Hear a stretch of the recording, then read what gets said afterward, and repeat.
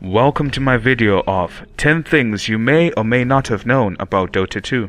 Keep in mind that Dota is a situational game and many things change from a day-to-day basis.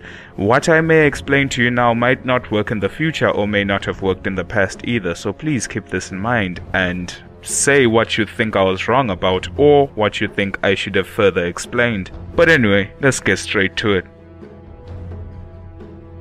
At number 10, Weaver's ultimate ability, the time lapse, allows him to go backwards in time to where he was 5 seconds ago in both position, mana, and HP.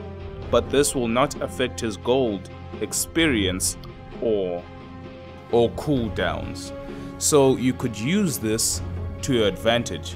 If you were to, let's say, die within a fight and have money for buyback, you can buy back and time-lapse within that same 5-second duration to go back to the fight with the potential to have a higher impact without having to walk back to the fight all over again.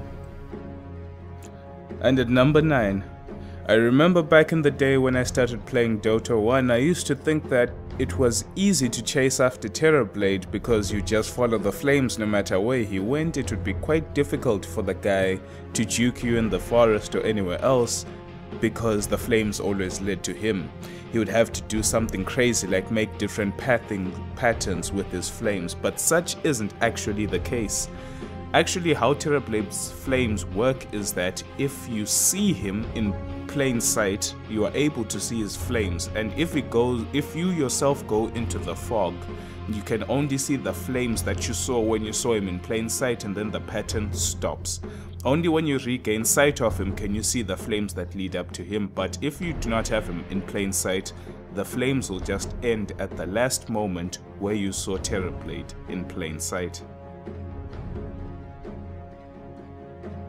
And at number 8, there is a system of diminishing / anti-diminishing returns within the Dota 2 system when it comes to damage block items. In this case, we have a Tidehunter that has a Poor Man's Shield, a Stout Shield, and a Vanguard with levels of Kraken Shell.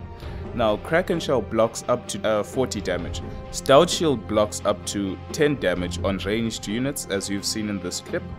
Poor Man's also blocks 10 from ranged units, and the Vanguard blocks 20 from ranged units. So if you were to add up those numbers, you would think that Tide should in fact block up to 80 damage if they all proc at the same time. But you have to understand that is not the case. Instead, these items their block percentages will not add upon each other, but instead they would work separate from each other. That way, even if you do buy multiple block items, they all have a chance to proc independent of each other, giving you multiple instances of 40 damage block, 20 damage block, and 10 damage block, but those additional percentages will not add and sum up to a whole different number like 80. That's just not how the game works.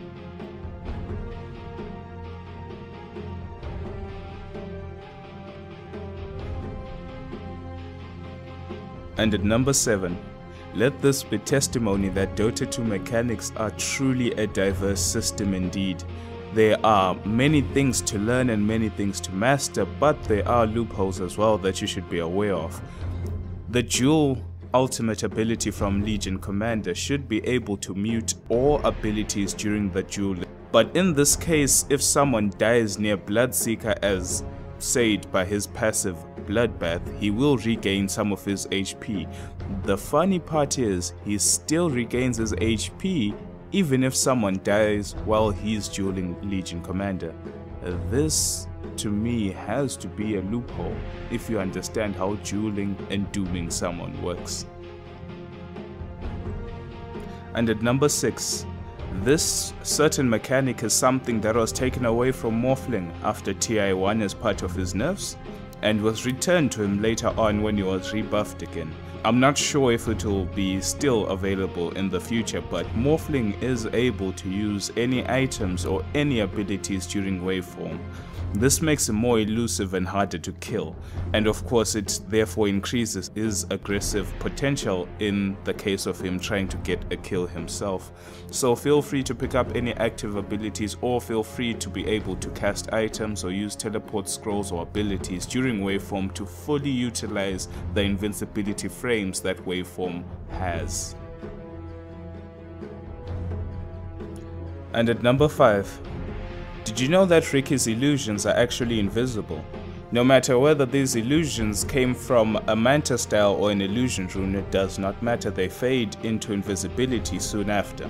You could use this to scout the enemy without putting yourself at risk, as these illusions of yours will not be detected by any plain sight vision but would need sentries or a gem or a dust of appearance to be seen. So feel free to use this to your advantage, as all of Riki's illusions are granted his backstab ability and invisibility to their arsenal as well, to make them more versatile.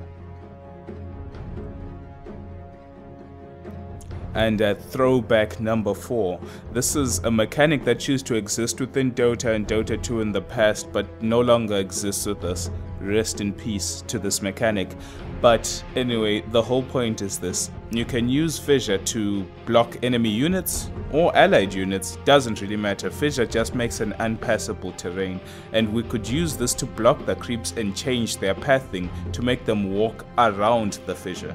So you could make them walk around the fissure into neutral creeps or ancients to either block the enemies of golden experience, or to gain golden experience from neutral camps without putting yourself in danger, using your creeps as the meat shields.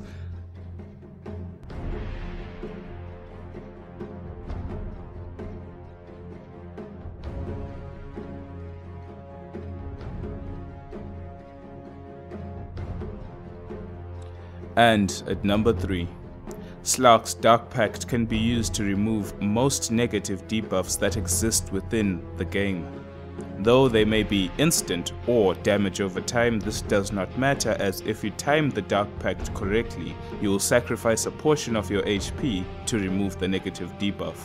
Bear in mind that there are some debuffs that cannot be removed. A few examples are Bloodseeker's Silence, Rupture, and Doom.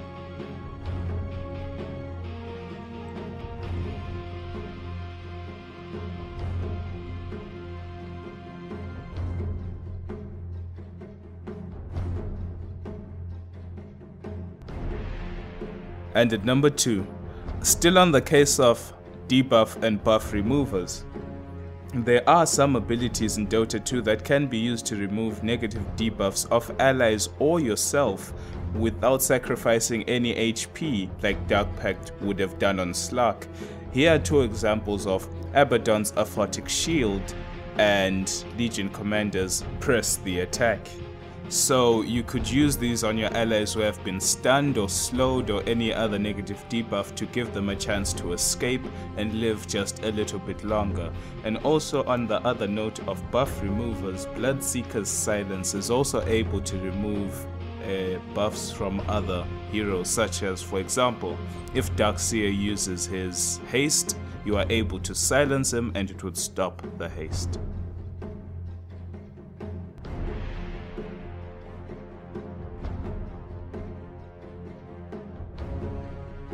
And at the magical number 1, Meepo makes a return once again. You know those beautiful things called illusion runes, and that one beautiful item called the Manta style? If you think your micro is up to the task, you can pick up any one of those 2 and make some plays with them. You can bait with an illusion and poof to that illusion, or you can set up a Meepo with a blink.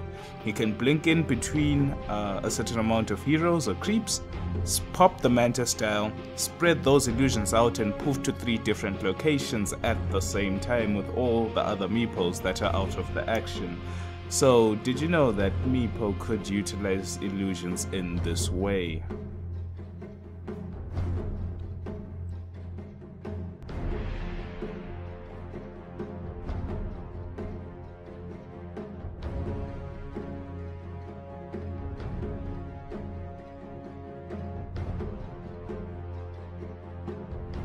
Thank you for spending your time with me in this video, and I hope I may have helped you with a few things. And of course, if you think that I was wrong in something or I forgot to point something out, just leave a comment in the comment box and then we can further discuss the situation.